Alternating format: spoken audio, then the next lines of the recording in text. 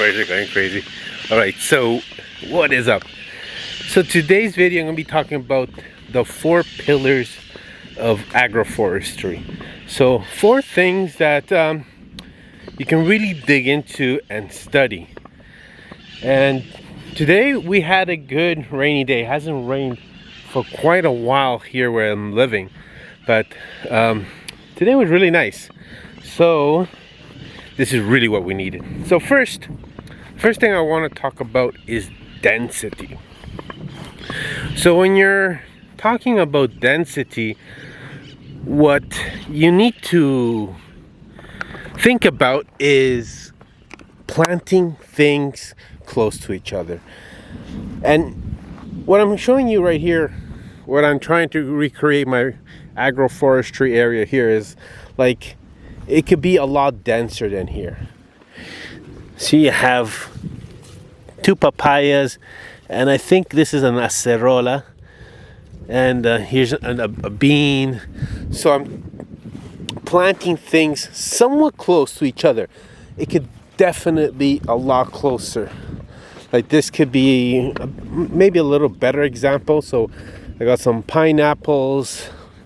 I have this is like a palm tree, more pineapples, and I could definitely put a lot more things here.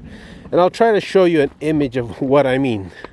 But really put a lot of plants together, whether you're doing trees or you're doing like veggies, like saying you're planting tomatoes and lettuces, carrots.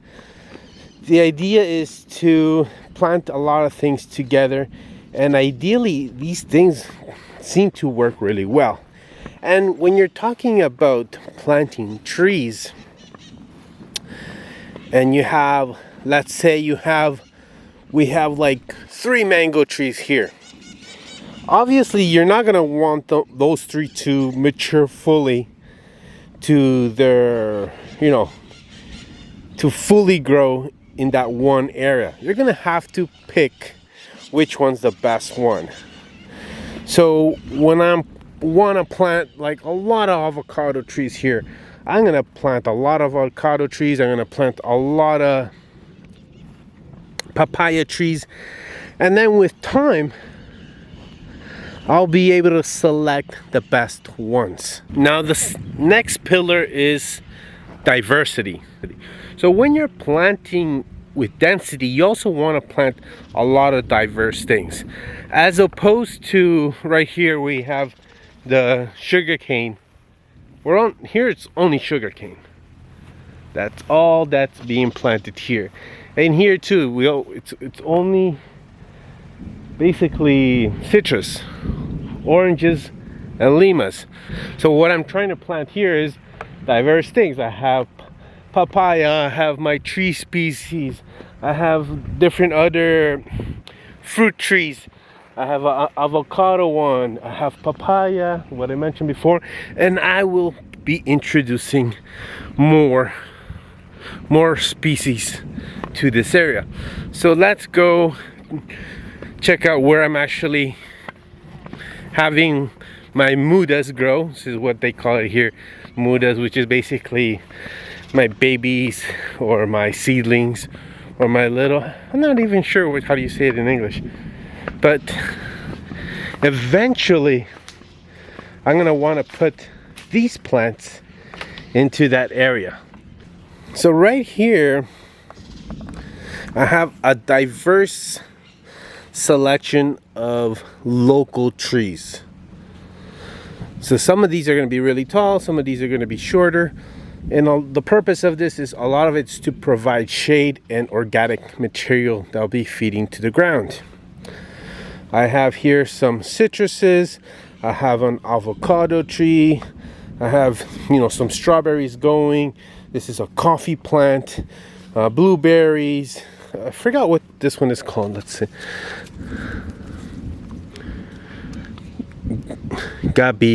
gabiroba. So I have other things that I will eventually be introducing into that area that I showed you before. And here I have more seedlings. So some of these might be able to eventually end up there. So, you know, have some peppers, have some watermelon, melons, and some other things I've written down in a list and kind of organized it there, so I know what's what. But eventually, if these sprout and are doing pretty well, I will move them. I will be moving these.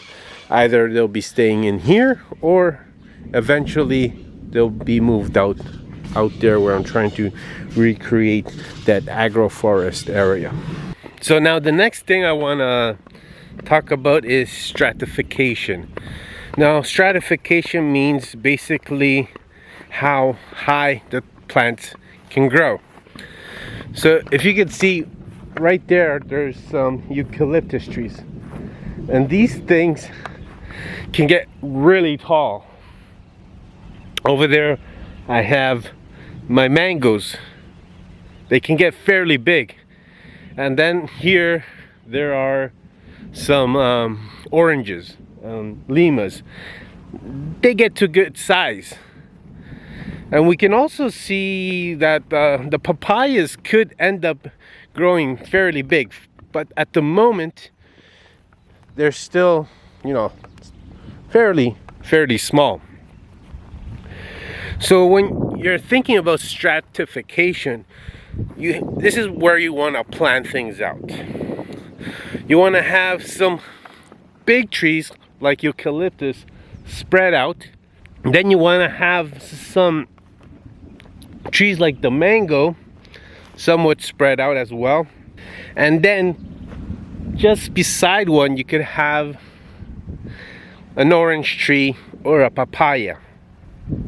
And right next to those ones you can have some coffee plants, some pineapples, some beans, and underneath those you can even have sweet potatoes, lettuces, even tomatoes. Which leads us to the fourth pillar, which is succession. Now, succession basically means the rate of growth, how fast things grow. So a eucalyptus tree, actually eucalyptus grows pretty fast, but it'll take years before it gets to that height. Just like the mango tree will take several years. The papayas actually grow fairly big, fairly rapid. These mamonas right here, they also grow fairly rapid. When you're thinking about succession, is how fast things grow. So if you say wanna start producing mostly cacao, or you want mostly produce oranges, you're not gonna get the oranges or the cacaos right away. It's gonna take years for you actually to have fruit, especially if you start them by seed. So if you start them by seed, you're gonna have, they're gonna be fairly small. So I'll show you something like this. I think this is a lemon. So this is started by seed. For this to actually turn into a lemon tree, it's gonna take some time. So pretend I wanted to have a lot of lemon trees. This is one of the main things I wanted to grow. Instead of just planting my lemon trees, I can plant other things beside it that will produce money in a shorter distance.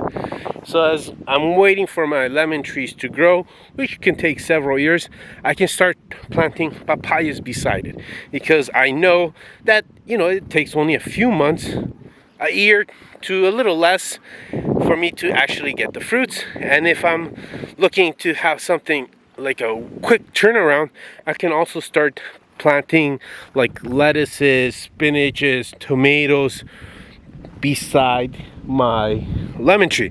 Obviously you need to do the research as towards which plants work better together.